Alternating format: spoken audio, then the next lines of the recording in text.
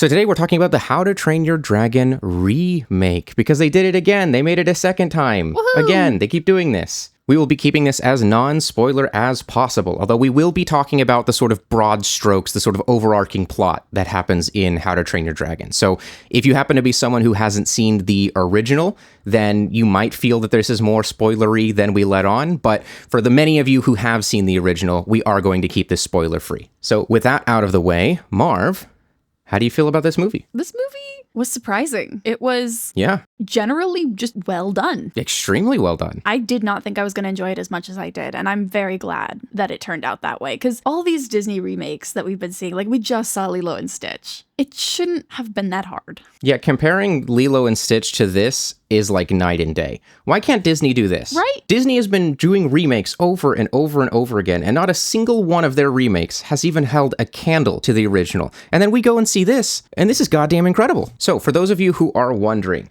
this remake is more of a shot-by-shot remake. This is not some, like, big reimagining. There aren't huge plot changes or anything like that.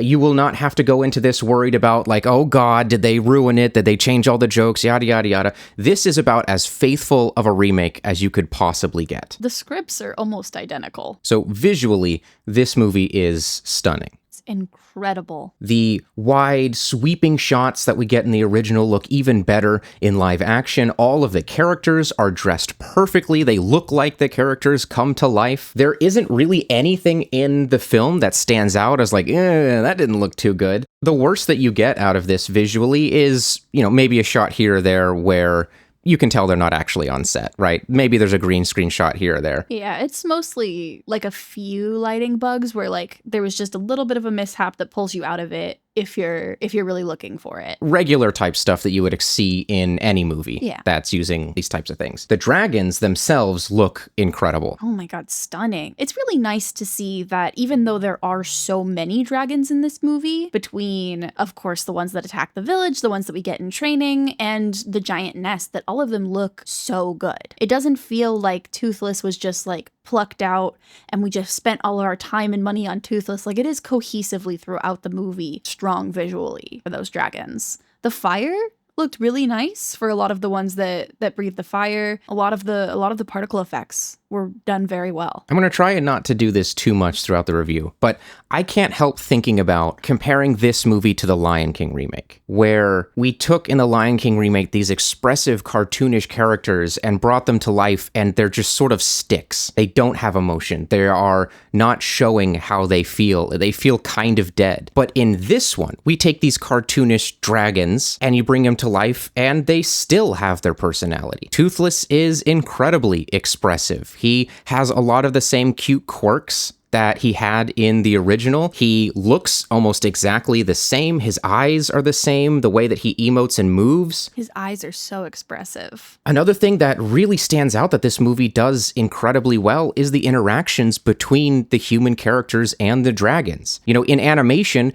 it's super easy that these characters touch each other because they're all animation. You don't have to think about the fact that Hiccup is riding the dragon because they're both animated characters. But here, it's so good. It's so seamless that even though it's live action, you still don't find yourself thinking about the fact that this is a human actor writing what is probably just like a blue box in a room somewhere. It never even occurs to you that Toothless is not real. He feels fully integrated into every single scene. The writing scenes are absolutely flawless. He looks flawless in every object that he's in, every object that he touches, any interaction he has with the world around him. And again, I keep saying I don't want to do this too much, but I can't help but think about Lilo and Stitch, where there were multiple scenes where the characters were clearly struggling to interact with Stitch. There are scenes where it cuts away early because it's clear that the actor did not do the correct motion to actually interact with Stitch, or there's some of those weird, awkward petting scenes where it doesn't quite line up with Stitch, and yet this movie is flawless. You almost forget that dragons aren't real The way that they interact with each other, these tender moments where they touch one another, they talk with one another, they interact with another, their eye lines are always perfect, their emotional scenes are always perfect. You genuinely forget that they're not real. I would really love to see some of the behind the scenes footage for this movie. Oh, I can't wait to see behind the scenes. How they made this, how they pulled all of this off. Because you're right, the interactions are really good. And there are moments too, like where there are whole body interactions, like when Toothless kind of knocks over Hiccup and like fully bodies him, or when they're up doing like the first flying on the rope and the rope kicks back and they both tumble together. Like they look so seamless and so good, even in these really complex motions. Genuinely seamless. In fact, it's not until we're talking about this right now that it even occurs to me just how much of this movie was a single actor with nothing else. I'm someone who loves to watch movies and think about how they did shots. I genuinely enjoy seeing a shot in a movie and thinking about how did they do that? Where did they put the camera? What parts of this set are real? But watching this, I completely forgot that they aren't real. Just fully immersed. I think all of us have seen movies and TV shows where there's a CG creature and like the actor's eye lines just don't line up. And you can kind of tell that the actor's not looking at something right. Or there are times when the actor goes to touch the thing and you can tell it's a little janky, it's a little weird, and it kind of brings you out of it. I cannot stress enough that this movie does not have a single moment anywhere where the interaction is anything but flawless. Every single interaction is absolutely perfect. At no point does it ever occur to you that this isn't two animated characters. This is a real human on an empty set with nothing he's interacting with. And that is genuinely incredible. It really is. And I think a lot of this probably has to do with the fact that they got the original writer and director and a lot of the original actors. It turns out when you're going to make a remake, bringing on all the original people allows it to keep that emotional core. A lot of these remakes just feel sort of soulless and cash grabby and empty. This didn't feel like that. As weird as it is to say, this genuinely just felt like How to Train Your Dragon, but live action. And that's all anyone has ever wanted from these things. It's incredible that Disney cannot seem to hit this mark, but here, that's what this is. An incredibly well done molding of this story from its original animation and I guess originally the book into a magnificent live action that does really do the story justice with the scale and the grandeur of the story. That's something I'd really like to get into.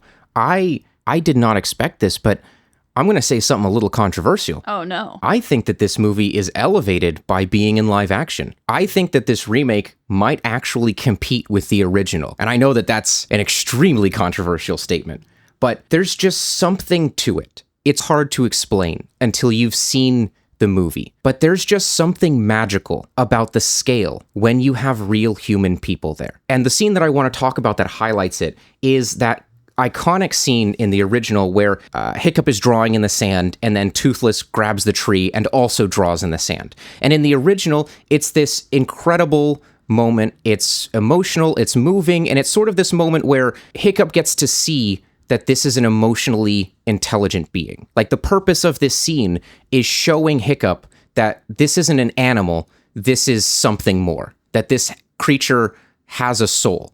It has a heart, it has feelings and emotions, and it creates art. But then you take that scene into live action, and you would think that something is lost in that. But actually, there's something about having a real human person sitting there and seeing Toothless move around him, wrap his tail around, the scale of him comes across, and it feels genuinely impactful. Instead of it being two animated characters where you kind of don't have a sense of scale in animation. You know, things just sort of are how they are and you accept them. When you have a human person there, your brain just sort of automatically understands the size. And having a real human Hiccup there, as Toothless is drawing around him and circling around him, you get this real sense of how large and magnificent this being is. And that sense of scale, I think, applies to the entire movie. This is a movie that honestly was begging to be remade in live action, because what is Hollywood live action good at? It's great at just scale, at just showing big, spectacular things. And this is an animated movie with a bunch of huge set pieces, with a bunch of larger-than-life characters, with an iconic set piece where they all live. And to have these dragons be blown up to human size, they feel huge and imposing, and it elevates the sort of emotionality in that scene. I would agree, especially in like just the scale of the cliffs too, really help add to it. And the final set piece with the end boss really, I think, benefits from that scale as well. Yeah. I won't get too into it, but just the massive scale of the end boss. The spectacle is fabulous. It is just a giant spectacle. One thing I was terrified of going into this movie is that Toothless would lose his emotionality. But he doesn't. But he doesn't. He's still got those sweet eyes. Yes, he's got these beautiful, sweet puppy dog eyes. And his little ears. His ears, his beautiful head tilts and things, the way that he moves around like an animated animal. This isn't a case where they said, okay, we're doing this live action, therefore all of these dragons have to look and move and feel like real dragons or whatever.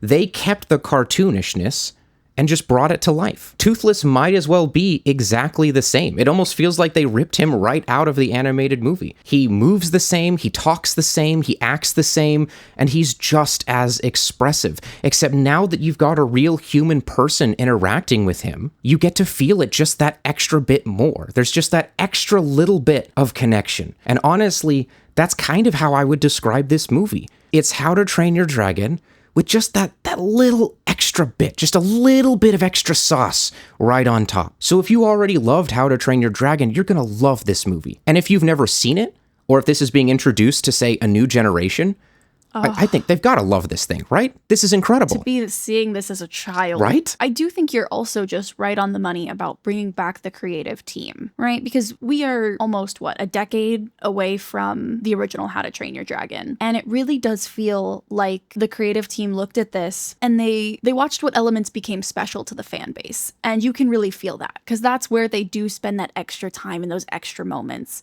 They saw that we are more latched on to these teenage characters and people really love them and people cosplay them and make fan art for them. And they gave us more time with those characters. They did. Once you make art, it leaves your hands and you don't know how people are going to react to it. But they saw the reaction, they brought it back, and they improved on those points. It makes it feel almost like the original was a draft. A very good draft, but like a draft. That's quite the statement. This makes the original feel like a draft. Honestly, I'd agree. This feels like something you would turn into your teacher, like you worked really, really hard on it. And, you got a few revisions back. They were like, this is a 95, but just, do a couple things here and I'll give you like a 98 or 100. And it feels like they really put in that effort to just elevate it that much more. Is that weird? Are we crazy for saying that this might be better than the original? Is that going to be controversial? We're going to post this.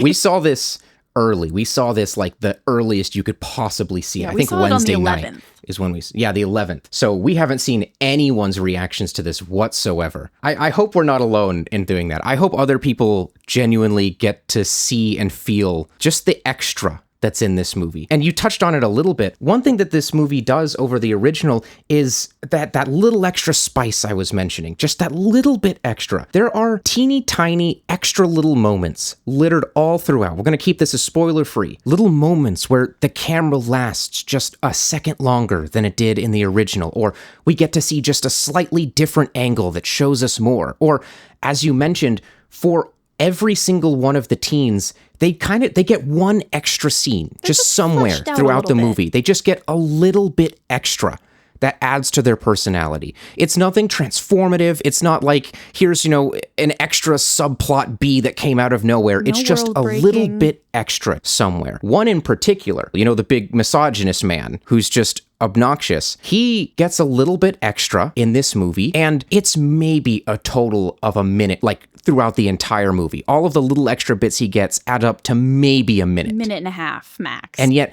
that little minute completely elevates the character. It makes him feel so much better. You understand him so much more. He feels more like a human character. It's incredible that this movie took the opportunity, and instead of just phoning in a remake cash grab, they said, where can we make this better? Where can we make little improvements here and there that don't change the soul of the movie, but just elevate it just that little bit? And that's everywhere in this movie. Because the original did have a very well thought out and fleshed out world, but it's fantastic to see it even more fleshed out in live action. Like just a little bit of extra life has been brought to our scenery, to our community, to our characters. That is just an absolute joy to watch. It genuinely feels like the creator said, all right, you're going to let me remake this with as much money as I want, then I'm just going to make my perfect version of the film. This is how I envisioned it in my head. Are we crazy for saying that this is better than the original? I think this might be better than the original. It's really good. I really enjoyed it. I'm excited we're going to see it again. So many of the shots in this are absolutely stunning. And obviously we're coming from a movie that already had so many of these stunning moments where we get to see how cute Hiccup is, or how cute Toothless is, or how great their landscape looks. But having rewatched it just before seeing the live action one, the animation is getting a little bit dated at this point. The characters are a little bit blocky, their hair is a little bit shaggy, and so bringing it to life in this way, upgrading the spectacle that comes with all of it, genuinely elevates the experience that you have when watching this. You feel the heart and soul when these characters have conflict in the original, but there is just something about having real actors acting out these emotions that changes it, that adds a little bit of extra texture to it. Their movements aren't as clean, their reactions aren't as animated, we'll put it that way. They get to have these more subtle moments. There's the scene, of course, when Hiccup and his dad have that conversation after he comes back from the journey. And in the original, it is that awkward conversation and it's funny. But this is another moment where they do just that little bit extra. In live action, they have just a little bit longer of a pause between things where you get to feel that tension just a little bit more, or that humor just a little bit more. And because a lot of the actors aren't giving their, huge, boisterous, animated type performance that you give for an animated movie, it also just helps make even the annoying characters feel a little bit more human. I was surprised that I didn't hate the annoying characters as much as I thought they would. Just a little less obnoxious. This is another animated movie where we have characters whose sole job is to be annoying and obnoxious. But in live actions, the actors just turned in a little bit more of a realistic performance, making them just a little bit less obnoxious, and the movie just a little bit more enjoyable. And that's really what this is. There's no one thing that you can point to that says, this was done, better than I expected, or this here is why it's elevated. It's just these small moments that have been sprinkled throughout the entire thing. These small, tiny moments where just a little tweak here, a little change here, just a little bit of extra time and care was put into a shot. And it turns out when you have an entire movie, shot after shot after shot, where just a little bit was added, what you get is a movie that feels new. A movie that feels much bigger than it originally was. A movie that feels like a genuine improvement on the original, even though I could not point out what specific changes I think help elevate it. I could not tell you this change here, this added scene here is why I like this movie so much. But I can tell you that all of them together, all of the little changes one by one together, are what make this movie feel incredible. And that's, I think, really what you would want from a remake. Time and time again, we see that, studios take this story and they try to do something bigger. They feel like they need to one-up the original, and they try and do it in these really big steps, like you were saying. But you're right, it really does come down to these little moments of just holding on to the core and to the magic of what we originally had and getting to just amplify it through a new medium. And this is a movie that does really take advantage of the fact that it's live action. It really does. We've already talked about the extra shots that you have because we have live actors. We want to stay on their faces a little bit longer than usual. But there's also just different kinds of camera angles that you wouldn't have got in animations. You get a little bit of extra camera work throughout this entire thing. You get to see a different sense of scale because we have a human person here. The island of Berk, you already knew was this, big island, but now that we can see human people on it, you get a genuine sense for its size. The forest kind of felt out of place in the original, where he's walking along and now there's this big forest, and it's kind of unclear where the forest fits on the island because any wide shots of the island show trees kind of dispersed. But in live action, we get to see that the island is so gigantic that even these little dispersed trees really are forests when you're on the ground level. And it's just those small extra elements of scale I mentioned it before, but Toothless himself feels gigantic. You genuinely get to feel that this is a huge animal, and it actually adds to the beauty of him. There's just something magical about seeing a real human dodging and interacting with this giant animal as it moves around. And that scene where they do the iconic hand touch, the touch to the nose that's in all the trailers and was in the trailers for the original, his reaction is perfect. He reacts the exact second that Toothless touches him. The contact between them looks perfect. There's no issues with the effects. There's no issues with the compositing. At no point does it ever occur to you that Toothless isn't real? Whereas you look at Stitch and he feels out of place in half of his shots. He really does. Or you look at The Lion King, where these lions look strange and dead, and it's kind of unclear what they're even supposed to look like. Here, they stuck to their cartoonish elements. All the dragons have the same cartoony shape and the same bright coloring. And they didn't take, oh, let's go into live action, let's make it more dark and gritty and realism and drama. They kept the lighthearted spirit of the movie. The emotional core is here. All of the themes are here. In fact, most of the additions actually hit upon the themes even more. The expansion that they did with Astrid's character helps to expand upon the fact that what this movie is about is how unequal power structures lead members of the working class to fight against each other, even though it's not in their best interest, right? You have the leader of the Vikings who is motivated by revenge, and you have the other guy, the other side, that is motivated by getting all the resources for themselves, and it forces the humans and the dragons to fight each other, to be at odds, to kill one another, even though, as we see, they can live amongst each other peacefully. They can work together. In fact, their society is made significantly better when they learn to work together and to appreciate each other's differences. It is specifically the ruling class, the power imbalance, that forces them against each other. And you get the little extra scenes with Astrid and with all of the other characters that all sort of go to highlight this theme of unequal power, of working for where you are,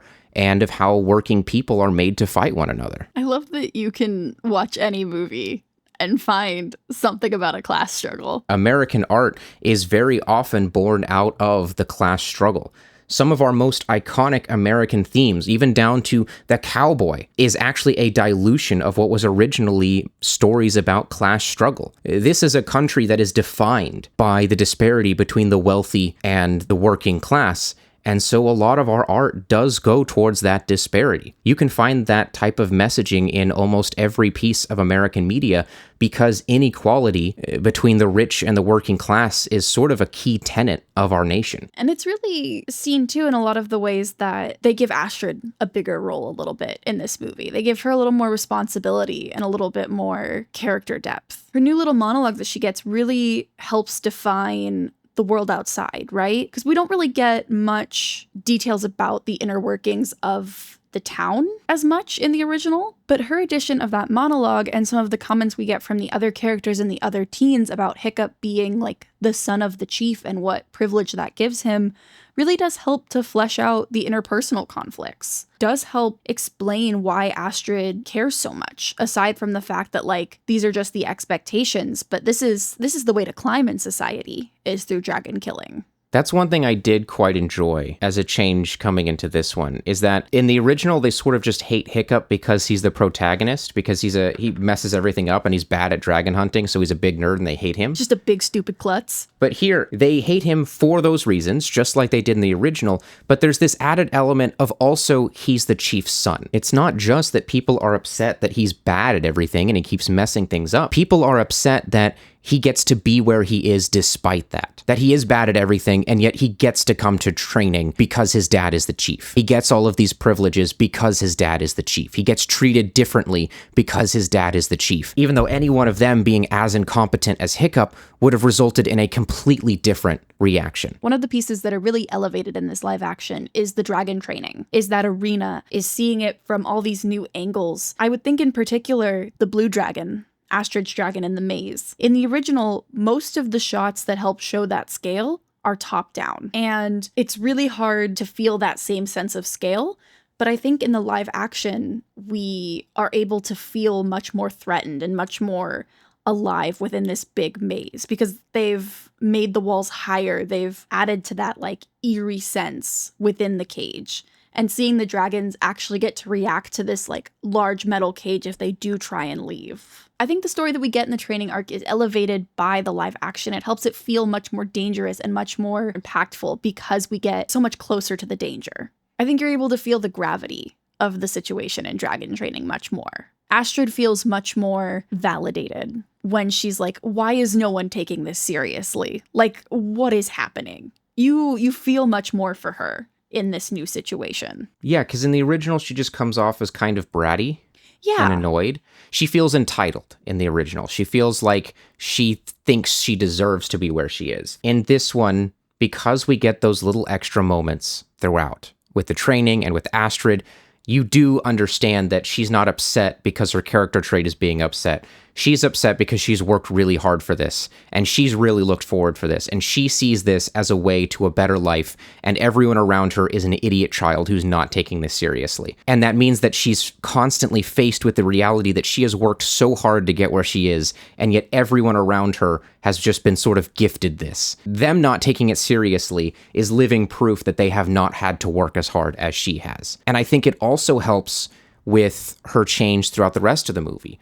I would say one of my criticisms of the original is Astrid just sort of does a 180 on Hiccup and everything after their, big together scene. Yeah, she just kind of gets on board. Yeah, after their Don't You Dare Close Your Eyes, Whole New World scene that they have together, she just does a 180, right? But in this one, because we get that just little extra where she has specifically despises Hiccup because she perceives him as someone who is not trying, who is just sort of coasting on his status by birth. And that Whole New World scene is where she gets to see that he has been putting in the work. He has been trying very hard to do something. He's just been keeping it to himself. And because now in this version, her main gripe with him is that he's not taking this seriously, that he's not putting in the effort. The moment she sees that he actually is, she's okay with him. That was her main problem with him. And now that she gets to see that that was just a misunderstanding, that was her own preconception, her problem leaves. And so that change, even though I already knew it was going to happen because I've seen the original, it just felt more natural. It felt more true to her character.